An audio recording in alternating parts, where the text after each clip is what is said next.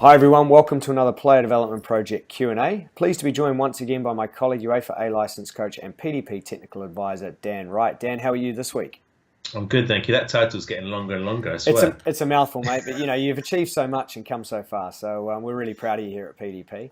Thank you. This week we've got a question from Nick via Facebook, and he's down in Australia. We've been getting a few from Australia lately, which is fantastic. So Nick said he's an NPL coach down there, but he's asking the question from a parent's perspective. And he says, my son has been identified as a good player with great ability and a good football brain, but he's been told by his coaches he needs to improve his awareness. What can I do as a parent to help him improve his awareness so he can progress to the next level? So I guess there's a couple of caveats there. We don't really want to go too far down the great talent ID debate, which we know rages on social media, and we don't know the age of the player, so we're going to sort of speculate a little bit. And what the next level is, we're not sure. So if he's playing NPL football, then perhaps that's National Premier League, and he's looking to get to State League or potentially into academy football. So we're going to make a few assumptions here. But first of all, I think we need to start off with the idea of what is awareness? I mean, what are your thoughts around this one, mate? Yeah, it's quite a complex question. Are we reading that question that he is his coach? I think we're going to assume he's probably the parent, but he may be the coach of the player as well. So, okay. What is awareness? Awareness for me would be a skill. And so a skill has to be learned in the context of the game would be my initial response. How about you? Yeah, I agree. I think, particularly developing awareness is something that probably needs to happen in an opposed situation. I think it's very hard to develop awareness if there's no pressure or no realism. So these sort of concepts around representative learning design, which is essentially developing sessions that look like the game or parts of the game, I think is really important. And I think we've got to, sort of dive into this a little bit around, skill acquisition and non-linear pedagogy, which are concepts that we've promoted and talked about a lot through PDP from contributors like Mark Upton and Mark O'Sullivan and Al Smith and, of course, our own Jimmy Vaughan. So what are your thoughts around these concepts and how we can take these into developing awareness? Yeah, I think for me, skill acquisition is about designing practices that look like the game or represent part of the game, and then creating opportunities for action and allowing or that skill to emerge through the game, rather than the coach telling the player what to do and to receive the ball back foot and then to play it left-footed. The game or the practice forces or exposes the player to do that. Mm-hmm. Would you agree with that? Yeah, definitely. And I think it goes back to the idea of the coaching spectrum, which is, again, something we've talked about in the past. And we talk about whether we can learn a skill in isolation. So you and I are both saying that skill is based on the information around you, and I agree with that. I think it's something that needs to be realistic. So if we separate the two concepts of skill and technique, and there's that whole debate that rages around isolated practice versus opposed practice, I think we need to really just clarify what our stance is on that. And I think in terms of awareness, I think it needs to be opposed. I think whether it's 1v1s and trying to retain the ball or turn on the ball or beat a player, or whether it's in a broader sense in a 7v7, 9v9 or 11v11, then the information around is going to help develop the awareness, and of course that is a skill in itself. Yeah, I suppose with awareness, if I get it wrong in a game, the consequence is that I lose the ball. Yeah.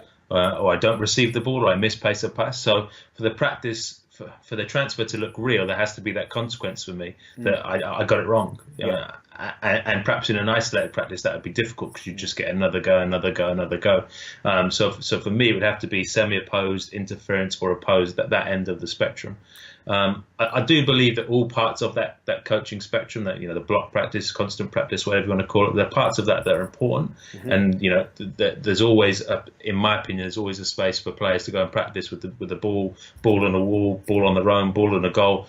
That for me should always happen. The bit where I sort of wrestle and struggle is if I've got a group of players, I probably wouldn't spend a lot of time doing that with a group. No. I think a lot of that stuff can happen on their own, or it can happen, before training or with homework or in certain parts of the day if you've got the players for, on 10 hours a week. But if you're like the question poses, it's a grassroots sort of situation, and you've got 15 players at practice, I think it's probably not the best use of time to do something completely isolated. And for me, it wouldn't develop awareness. So I think it's not my area of expertise, but it would be about that sort of perception action coupling. So in football, the technique is a decision, isn't it? It's got to be a decision making. It's got to have a consequence. It's got to have success looks like this when I get it right.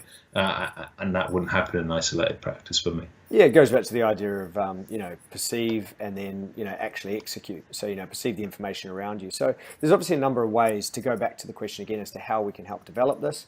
Obviously, we've spoken about opposed practices or interference practices. So that might be working on passing and receiving by having to play through other players, whether it's a 3-team game or using different coloured bibs and saying players can only pass to their own colour. So then they've got to pick passes on clear lines. They've got to pick the right type of pass, the right shape of pass or weight of pass, as opposed to just getting players working back and forth between two cones, which will mean they get really good at passing back and forth between two cones.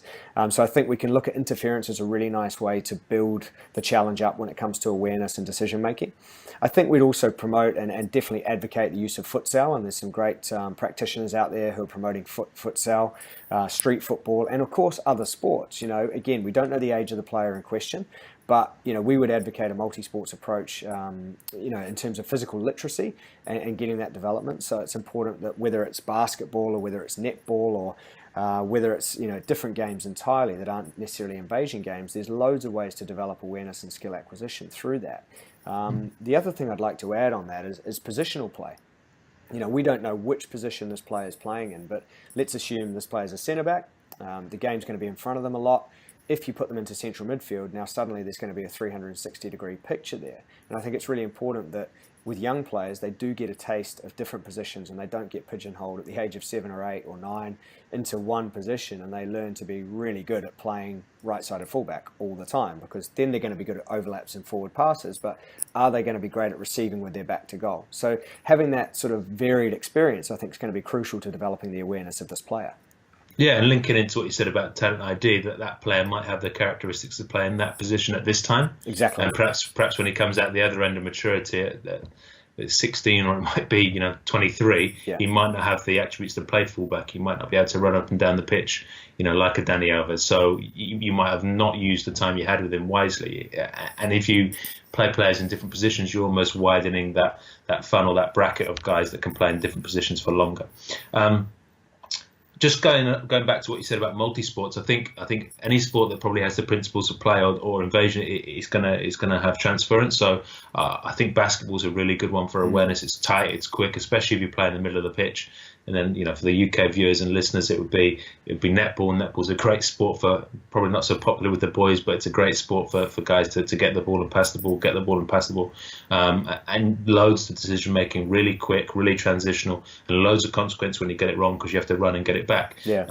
So I think that would be something that I would look to do. And then in terms of small practices, we've talked about being opposed. I think it's also worth clarifying that doesn't have to look like the macro game. It doesn't have to be 9v9 or 11v11. It could just be a 2v2, a 3v3, or an overload, underload situation. I think anything where I'm receiving pressure, whether that's from behind, from the side, before the pass, after the pass, I think is going to build my awareness and help me make better decisions. Absolutely. And then, sorry to go on a rant. And then the last thing that I was thinking about was how you could perhaps give the individual challenges within a game.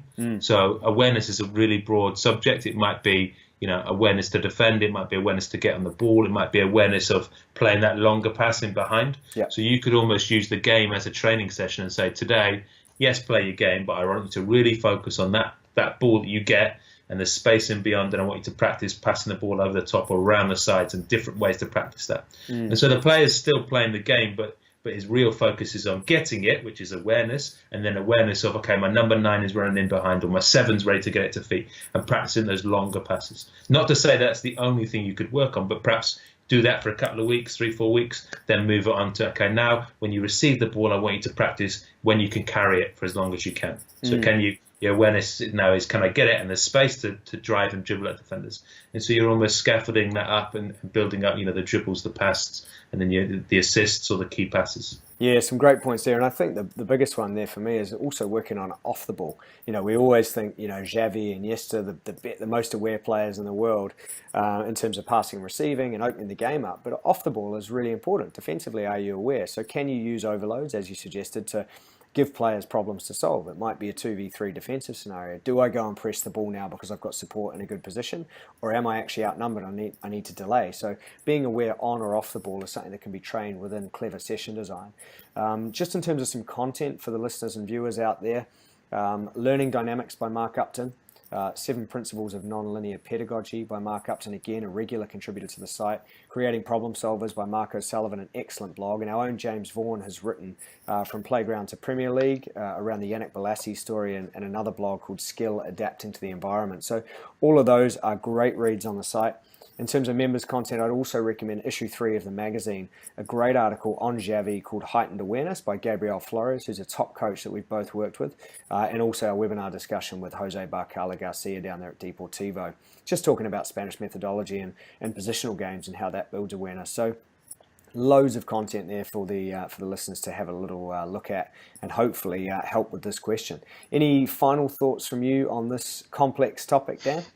Yeah, I think just to wrap up, as a parent, there's going to be times where this goes wrong, and so you've got to decide, when you're feeding back, if you choose to feed back, are you praising the intent, or are you only looking at the outcome? So going back to my scenario that was in my head, if the player's getting it and he's trying that longer passes for the number 9, and he's trying it but it's not going quite right, are you going to praise the idea, or are you going to you're going to destroy the fact that it's going wrong? Because for me to improve something, there's going to be periods of failure, and so what about which part of what I'm doing is wrong? So if I've received the ball and I've opened up and I've played forward, that bit's great.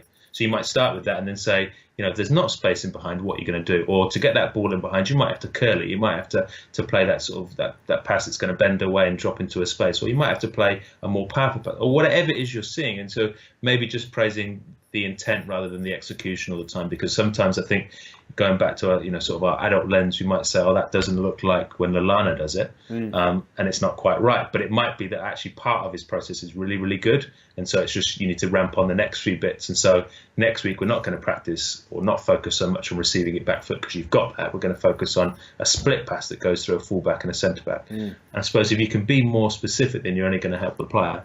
Absolutely. Look, some really interesting ideas there. It's a complex topic, but certainly a great question from Nick. We wish him all the best with his coaching and all the best to his son with his football.